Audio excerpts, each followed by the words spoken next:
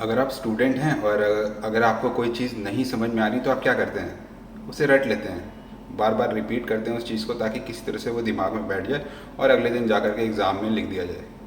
लेकिन रटना जो है वो सही तरीका नहीं है, क्योंकि इससे बनती है सिर्फ शॉर्ट टर्म मेमोरी, और कुछ दिनों कुछ महीनों बाद आप उस चीज़ को भूल जाएंगे और आगे चल के लाइफ में आपको उस नॉलेज का कोई भी फ़ायदा नहीं मिलेगा।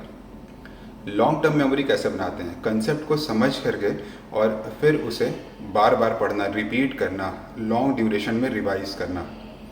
जैसे अगर आप अपनी एक बुक को अच्छी तरह से समझ चुके हैं और पहली बार पढ़ते हैं तो करीब 15% ही उसे रिटेन कर पाते हैं। जब 2 बार पढ़ते हैं तो 30% और 3 बार पढ़ते हैं तो लगभग 50% आप लॉन्ग टर्म मेमोरी में उस बात को रिटेन कर पाते हैं जो सालों साल आपको याद रहेगी। और अगर आप चाहते हैं कि वो ज़्यादा परसेंटेज में आपके दिमाग में रहे तो लगभग 10 बार आपको अपने एक सब्जेक्ट को पढ़ना होगा। कम से कम मैं तो ऐसा ही करता था कॉलेज के दिनों में। जब कोई चीज़ नहीं समझ में आती है और जब हम उसे बार बार रिपीट करते हैं, या फिर हमारे पास टाइम कम होता है 10 बार पढ़ने का और हम चाहते हैं कि पहली बार हमें कुछ उसमें से याद रहे, तो हम उस चीज़ को कई बार रिपीट करते हैं। ये हम सब में नेचुरल होता है, इसे बोलते हैं रटना। हिंदुस्तान में जो एजुकेशन सिस्टम है वो बहुत ज़्यादा रटने पे जोर देता है। हमसे ऐसे सवाल पूछे जाते हैं जिसका कोई मतलब नहीं है, जैसे किसी महापुरुष का जन्मदिन किस दिन हुआ था, या किसी साइंटिस्ट का जन्म किस दिन हुआ था, या उसने किस सन में किस चीज़ की खोज की थी। ये ज़्यादा इम्पोर्टेंट है, या ये ज़्यादा इम्पोर्टेंट है कि उस महापुरुष ने क्या सिद्धांत दिया था, उनका दर्शन क्या था, या उस साइंटिस्ट ने कौन सा लॉ दिया था, या कौन से उन्होंने कंसेप्ट दिया था। उसे समझना ज़्यादा ज़रूरी है या फिर जन्मदिन याद करना।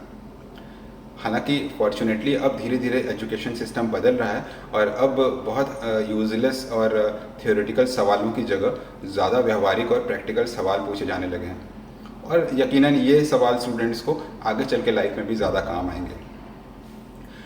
हम लोग बात कर रहे थे रटने के बारे में। तो ये रटने का सिस्टम हिंदुस्तान में हम इसे रटना कहते हैं, लेकिन ये रटना शब्द आया है ब्रिटिशर्स से। ये बड़ी मज़ेदार बात है। अंग्रेजी में एक शब्द है रोट, ROTE, जिसका मतलब होता है कि आत्मसात कर लेना, बाई हार्ट, अंदर बैठा लेना दिलो दिमाग में। और ये आया है इसकी मदर लैंग्वेज लैटिन से, जिसमें कि मिलता जुलता वर्ड है रोटा, जिसका मतलब होता है रिपीटेशन। तो किसी चीज़ को आप बार बार रिपीट करेंगे तो कुछ आप दिल में दिमाग में उसे बैठा लेंगे। हालांकि अब साइंटिस्ट कहते हैं कि ये शॉर्ट टर्म मेमोरी है और ये कतई भी सही तरीका नहीं है पढ़ने का। लैटिन में जो वर्ड रोटा है और इसकी जो डॉटर लैंग्वेज है इंग्लिश और फ्रेंच, तो फ्रेंच में भी एक ऐसा ही वर्ड आया रूट, जिसका मतलब होता है कि रास्ता, वो रास्ता जिससे कि आप दिमाग में बात को बैठा सकें। और एक मिलता जुलता वर्ड है इंग्लिश में, वो भी इसी वर्ड से आया, वो है रोड, जिसका मतलब है रास्ता। तो लैटिन में जो वर्ड हैं, जो इंग्लिश और फ्रेंच में वर्ड हैं, उन सब की ओरिजिन एक ही है और उसी से हमें हिंदी का रटना मिला है। उधर लैटिन की एक सिस्टर लैंग्वेज है संस्कृत। लैटिन और संस्कृत दोनों बहनें हैं और एक ही मदर लैंग्वेज से आई हैं। तो संस्कृत में मिलता जुलता जो वर्ड है वो है रित। रित का मतलब होता है एक ऑर्डर, एक पैटर्न, एक ट्रूथफुल ऑर्डर, और इसी से बनना है ऋतुएं, वो मौसम, क्योंकि एक रिपीटेटेड ऑर्डर में, एक रोटेशन में वो आते हैं, एक ट्रूथफुल ऑर्डर में। जो ऋत है संस्कृत का ऋग्वेद या ऋतु जैसे शब्द उससे डिराइव हुए हैं। उधर रोटा है लैटिन का, जिससे कि बहुत सारे वर्ड रूट, रोड और रोटेशन, रिपीटेशन और हमारा रटना, वो सब उधर से आए हैं। इन दोनों का जो मदर लैंग्वेज थी उसे बोलते हैं प्रोटो इंडो यूरोपियन लैंग्वेज, और उस लैंग्वेज में जो वर्ड था वो था रित, HRIT, अपने ऋतिक रोशन वाला। और इसका मतलब भी वही था, एक पैटर्न, एक रिपीटेशन का पैटर्न, एक ट्रूथफुल ऑर्डर। तो ये रटना वाला जो हमारा आज के बच्चों की आदत है, वो दरअसल शब्द बहुत पुराने ज़माने से प्रचलन में है। दुनिया की सबसे पुरानी भाषाओं में भी उसके लिए शब्द मौजूद है। इसका मतलब है कि उस ज़माने में भी रटने का कुछ महत्व तो था। लोग जानते थे कि इस तरीके से हम दिमाग में चीज़ों को बैठाते हैं। है ना मज़ेदार? अगर आप डॉक्टर बनना चाहते हैं तो आपको बहुत ज़्यादा चीज़ें याद करनी पड़ेंगी।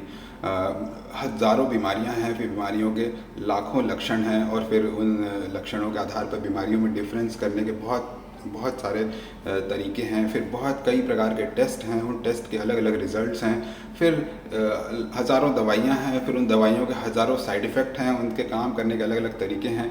फिर उन दवाइयों के डोजेज़ वो सबसे मुश्किल होते हैं, किसको कितने मिलीग्राम देना है, कितना नहीं देना है, और इतनी सारी चीज़ें डॉक्टर्स कैसे याद करते हैं।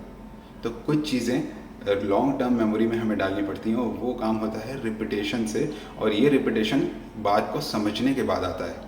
पहले कंसेप्ट को शांति से बैठ के समझ लीजिए, फिर उस कंसेप्ट को थोड़े थोड़े अंतराल के बाद रिपीट कीजिए, और मान के चलिए कि एक सब्जेक्ट को आपको 10 से 15 बार पढ़ना है, तो फिर वो हमेशा लाइफ लॉन्ग आपके साथ रहेगा, आपके लॉन्ग टर्म मेमोरी में बैठ जाएगा, आप उसको पूरी तरह आत्मसात कर लेंगे।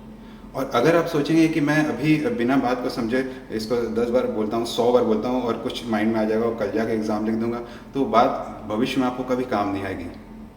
तो यही वजह है कि जब आप हमारे यहाँ आते हैं बालों के लिए और स्किन की प्रॉब्लम के लिए, तो आपकी जो थायराइड से रिलेटेड प्रॉब्लम है, जो आपकी ब्लड शुगर पर, जो हमारा सब्जेक्ट नहीं है, उससे रिलेटेड भी मैं आपको सही एडवाइस देता हूँ, बताता हूँ कि किस तरह से आपको, अगर आप चाहते हैं कि मैं ही कुछ दवाइयाँ लिख दूँ, तो हम लोग वो काम भी करते हैं कि कुछ मिनिमम दवाइयों में आपका थायराइड बैलेंस हो जाए, आपका शुगर बैलेंस हो जाए, आपको अननेसेसरी बहुत सारे डॉक्टर्स के चक्कर ना काटने पड़े। या फिर आप कोई अनरिलेटेड दूसरी बीमारी के लिए दवाइयाँ कर रहे हैं, तो मैं उसकी रिपोर्ट्स देख के आपको बताता हूँ कि किस तरह से वो आपके इस स्किन की बीमारी से रिलेटेड है या नहीं है, और उसकी जो आप दवाइयाँ ले रहे हैं वो किस तरह से हमारी दवाइयों से इंटरेक्ट करती हैं या नहीं करती हैं। ये सब इस वजह से संभव हो पाया क्योंकि मैंने उन सब्जेक्ट्स को भी बहुत ज़्यादा रेपुटेशन के साथ, बहुत ज़्यादा थॉरोली मेटिकुलसली स्टडी किया था अपने कॉलेज के दिनों में। तो मेरी ये सलाह है आप सभी लोगों से और स्टूडेंट से ख़ास तौर पर, कि कभी भी अपने किसी भी सब्जेक्ट्स को टेम्परली मत रिमेंबर करिए, रटिए मत, कंसेप्ट को समझिए और उस पूरे कंसेप्ट को कई बार रिपीट करिए, ताकि वो आपके अंदर पूरी तरह से बैठ जाए और आपको सालों साल तक, आपको लाइफ लॉन्ग कहीं ना कहीं वो नॉलेज काम आएगा।